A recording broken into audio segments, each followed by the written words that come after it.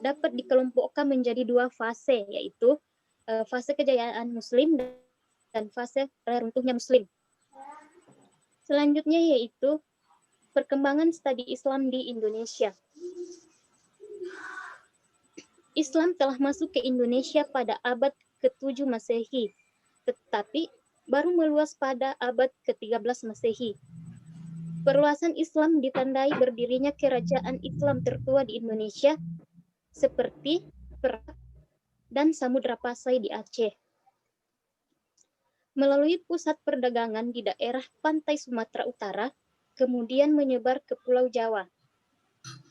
Selanjutnya, perkembangan studi Islam di Indonesia dapat digambarkan melalui lembaga atau pendidikan Islam di Indonesia mulai dari sistem pendidikan langgar dan sistem pendidikan pesantren. Nah, selanjutnya yaitu perkembangan ilmu pengetahuan, di mana ada beberapa di sini, yaitu yang pertama ilmu tafsir. Ilmu tafsir itu sendiri yaitu ilmu yang mengkaji tentang ayat-ayat Al-Quran. Yang kedua yaitu ilmu hadis, yaitu ilmu yang membahas kaidah-kaidah untuk mengetahui sanad dan matan, apakah diterima atau ditolak. Selanjutnya yaitu ilmu fikih, yaitu ilmu yang membahas persoalan hukum yang mengatur berbagai aspek kehidupan manusia. Selanjutnya yaitu ilmu usul fikih, yaitu ilmu yang mempelajari kaidah-kaidah, teori dan sumber secara terperinci dalam rangka menghasilkan hukum Islam yang diambil dari sumber tersebut. Selanjutnya yaitu ilmu kalam dan ilmu tasawuf. Mungkin itu saja materi yang sempat saya bawa pada kesempatan ini. Mungkin terlalu singkat, tapi itulah yang sempat saya sampaikan pada kesempatan kali ini. Berhubung teman saya tidak ada, saya kembalikan kepada Bapak. Baik, saya lanjut ya. Terima kasih sebelumnya. Assalamualaikum warahmatullahi wabarakatuh. Waalaikumsalam warahmatullahi wabarakatuh. Saya kira itu pemaparan ringkas dari teman kita. Saya juga ingin sedikit menambahkan materi pada hari ini. Mohon disimak ya. Saya akan share materi. Sudah kelihatan ya? Apakah sudah kelihatan? Ya Pak. Ya Pak. Oke. Ya Pak. Baik. Terkait dengan materi kita hari ini tentang sejarah dan perkembangan studi Islam ya. Seperti yang dijelaskan oleh kelompok 1 tadi, saya sebelum saya menjelaskan lebih jauh tentang sejarah dan perkembangan studi Islam, saya ingin memperkuat materi sebelumnya ya, materi yang pada pertemuan yang lalu, karena ini penting. Jadi saling berkaitannya materi tentang minggu lalu dan hari ini, materi hari ini tentang sejarah perkembangan itu berkaitan ya. Terkait dengan hal tersebut, yang perlu dipahami sebenarnya yang paling pokok dan secara ringkas ya, perlu dipahami bahwa dalam metodologi studi Islam itu di sini agama Islam menjadi objek studinya. Jadi saya ulangi, yang menjadi objek studi dalam MSc itu adalah agama Islam. Jadi agama Islamnya, agama Islam yang dilihat dari sisi normatif maupun historis. Jadi ada dua aspek yang dikaji ya sebenarnya secara umum. Ini kita gambaran besarnya dulu. Secara umum dalam studi Islam itu yang kita kaji adalah sisi normatif dan historisnya. Nah, sisi normatif dan historis ini terbagi-bagi lagi. Sisi normatif yang dimaksud di sini adalah wahyu ya, wahyu. Wahyu saya kira adik-adik sekalian sudah paham yang dimaksud dengan wahyu, yaitu Al-Quran. Nah, di sini di slide show yang saya tampilkan, yang dimaksud normatif atau wahyu itu adalah eksistensi agama Islam yang terwujud atau termanifestasi dalam Al-Quran dan As-Sunnah, Sunnah Rasul, hadis Rasul yang dimaksud ya. Jadi itu dalam konteks normatif. Kemudian dalam konteks historis, jangan disalahpahami historis di sini sejarah ya, sejarah yang masa lalu, sekedar sejarah, tapi yang dimaksud di situ adalah sebuah gejala budaya dan sosial, baik yang terjadi di masa lampau dan masa kini. Kemudian kalau kita mengkaji metodologi Islam MSI dari sudut historis, itu terbagi 5 lagi. Yang pertama itu scripture atau naskah-naskah atau manuskrip atau sumber ajaran-ajaran dan simbol agama Islam. Nah itu kalau dari sisi historis. Kemudian yang kedua adalah penganut atau pemimpin pemuka agama Islam, berupa sikap perilakunya dan penghayatan dari para penganutnya. Jadi 2 ya, penganut dan tokoh agamanya yang kita kaji. Kemudian yang ketiga ritus-ritus. Ritus ini ritual maksudnya ya, lembaga dan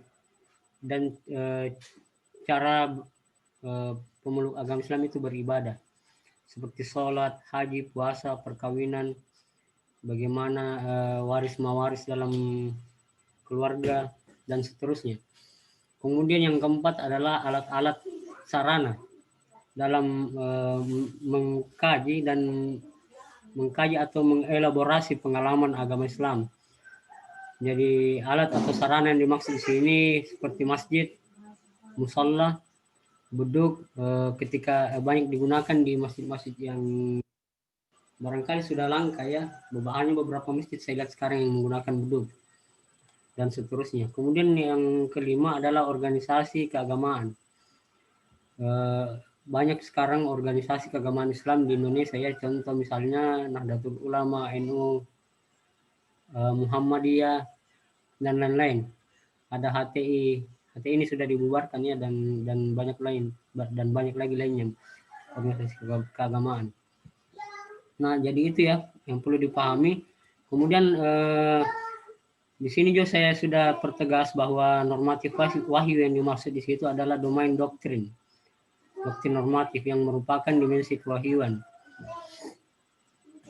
Jadi Islam normatif adalah merupakan akumulasi doktrin yang terdapat di dalam wahyu Allah yang diturunkan oleh Allah melalui Jibril dan Nabi Muhammad. Wahyu yang dimaksud itu Al-Quran ya, dan Sunnah Rasul. Jadi esensi dari Islam, kita mengkaji Islam secara normatif itu mengkaji wahyu yang diturunkan Allah Subhanahu wa taala yang disampaikan kepada Nabi Muhammad ya. Dan keberadaannya menjadi sempurna pada beberapa tahun menjelang kematian Rasulullah SAW. Ini bisa dilihat di Quran surah Al-Maidah ayat 3. Kemudian selanjutnya secara historis yang dimaksud domain historis kultural. Jadi lebih merupakan hasil kreasi intelektual manusia baik dalam bentuk pemahaman, pengetahuan teoritis maupun aplikasi praksisnya. Jadi sederhananya historis ini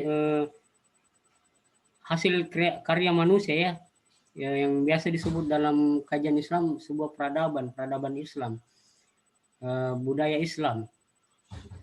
Jadi di sini melahirkan yang namanya sebuah peradaban Islam dan merupakan produk dari ijtihad umat Islam. Sejauh itu menggunakan akal semaksimal mungkin untuk memikirkan, memahami, dan menafsirkan ajaran agama Islam secara normatif. Jadi apa yang kita lihat hari ini itu merupakan misalkan budaya Islam itu merupakan produk kultural ya, hasil ijtihad. Misalnya Maulid, Barasanji, dan banyak lagi produk-produk kultural yang dilahirkan oleh pemeluk ajaran Islam itu sendiri. Jadi intinya tidak meskipun ada pembedaan antara normativitas Islam dan Islam dikaji secara historis, tetapi yang perlu ditekankan keduanya ini tidak boleh dipisahkan karena merupakan satu kesatuan. Di sini di akhir saya sudah jelaskan di paling bawah dalam konteks studi atau penelitian terhadap Islam itu kedua aspek ini baik historis maupun normatif itu harus dikaji dan diteliti secara bersama-sama dan komprehensif untuk memperoleh gambaran atau pemahaman tentang totalitas ajaran Islam yang tepat secara utuh dan komprehensif. Jadi untuk memahami Islam secara kafah, secara komprehensif, maka kita kedua-duanya harus dikaji ya. Tidak boleh kita hanya dari sisi normatif saja, karena itu akan menyediakan aspek-aspek dimensi kebudayaan, misalnya apa yang kemudian lahir dari ijtihad atau pemikiran para ulama itu akan terabaikan jika sekiranya kita hanya mengkaji sisi normatif Islam ya. Mohon maaf karena waktu kita sangat terbatas. Di sini sudah saya jelaskan juga sedikit tentang alur sejarah studi Islam, yaitu sejarah awal, sejarah perkembangan, dan masa kini. Ini alurnya ya. Ada awal, perkembangan, dan konteks kekinian. Nah, menurut Syafi'i Ma'arif, di dalam kita mengkaji sejarah atau babakan studi Islam itu ada 4 dimensi waktu yang diajukan oleh Syafi'i Ma'arif. Periode klasik, pramodern, modern, dan neomodern. Saya kira sudah disinggung oleh pemakalah tadi secara singkat, dan saya berharap kelompok 2 Siti Mariam ini sudah men-share ke Edlingnya, atau kalau boleh di WhatsApp juga di-share ya supaya teman-teman mudah mengaksesnya. Insya Allah saya juga akan mengirim materi ini lewat Edlingnya. Di sini sudah saya jelaskan secara detail di materi studi Islam era klasik, studi Islam di era kejayaan Islam, studi Islam di era modern. Dan saya kira itu secara ringkas ya tadi pemahaman tentang bagaimana kita mengkaji sejarah dan perkembangan studi Islam.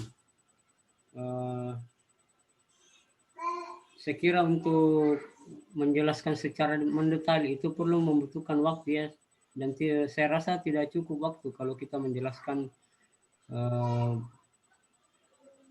secara detail ya. Cukup kita poin-poin besarnya saja supaya mudah diingat. Dan kalaupun ada adik-adik yang berkeinginan untuk mengkaji lebih mendalam, boleh melihat langsung referensi dari beberapa buku, itu memang diuraikan secara panjang lebar ya. Saya kira itu yang ingin saya tekankan pada hari ini. Di sini sedikit saja saya singgung ya, 3 komponen ini. Studi Islam era klasik itu dilaksanakan di masjid dalam model studi yang disebut madrasah. Di era klasik ini, misalnya di Mekah itu dipelopori oleh Muadz bin Jabal, di Madinah itu oleh Abu Bakar. Jadi modelnya model apa? Transmisi keilmuan itu dilaksanakan di dalam masjid ya.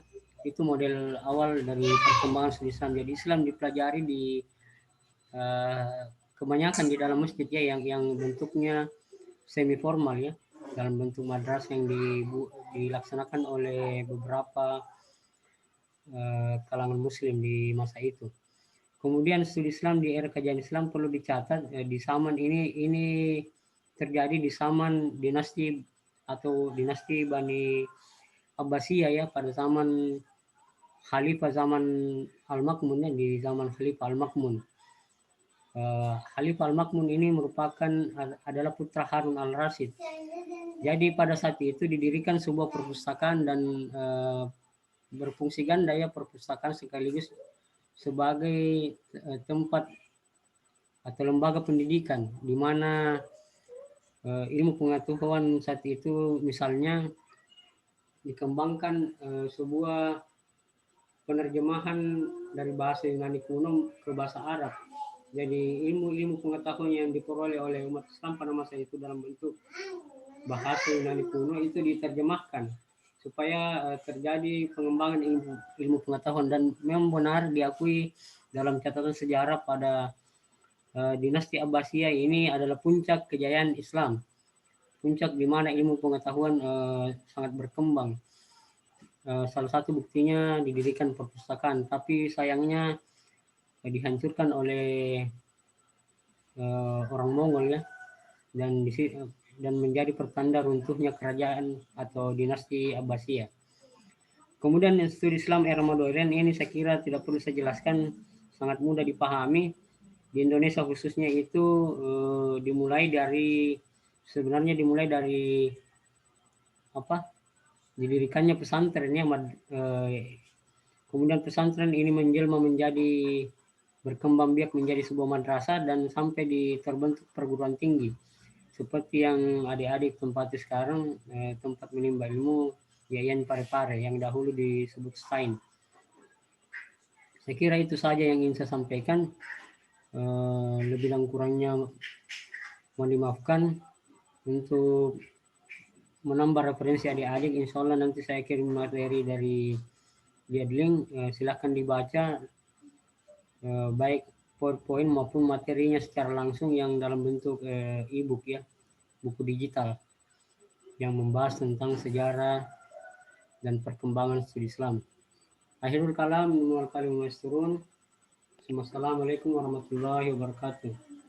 Waalaikumsalam warahmatullahi wabarakatuh. Waalaikumsalam warahmatullahi wabarakatuh. Waalaikumsalam warahmatullahi wabarakatuh.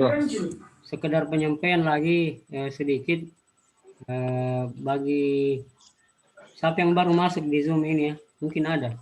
Selain Nasrullah Pak. Nasrullah, tunggu dulu saya absen ya, jangan keluar dulu, saya absen dulu. Iya Pak, kena jelek tadi jaringan jadi baru masuk. Iya dimaklumi. Alfa Pak, Alfa. Oke, dimaklumi ya. Iya Pak. Siapa tadi namanya? Nasrullah Pak. Nasrullah, tunggu saya absen. Siapa lagi selain Nasrullah? Alda Pak. Tunggu dulu Nasrullah, saya checklist dulu. Kosong berapa NIM-nya deh Nasrullah? 063 Pak. 063. Iya Pak. Oke, siapa lagi setelah Nasrullah? Iya, makasih banyak Pak. Ya, siapa lagi? Alda Pak. Kosong berapa NIM-nya? 055. 055. Aldi ya? Iya Pak. Oke, siapa lagi yang selain Aldi? Sudah tidak ada ya? Baik, silakan kita lanjut berdiskusi. Sekiranya ada yang ingin dipertanyakan, boleh lanjut diskusi melalui grup WhatsApp ya. Baik, Assalamualaikum warahmatullahi wabarakatuh. Waalaikumsalam.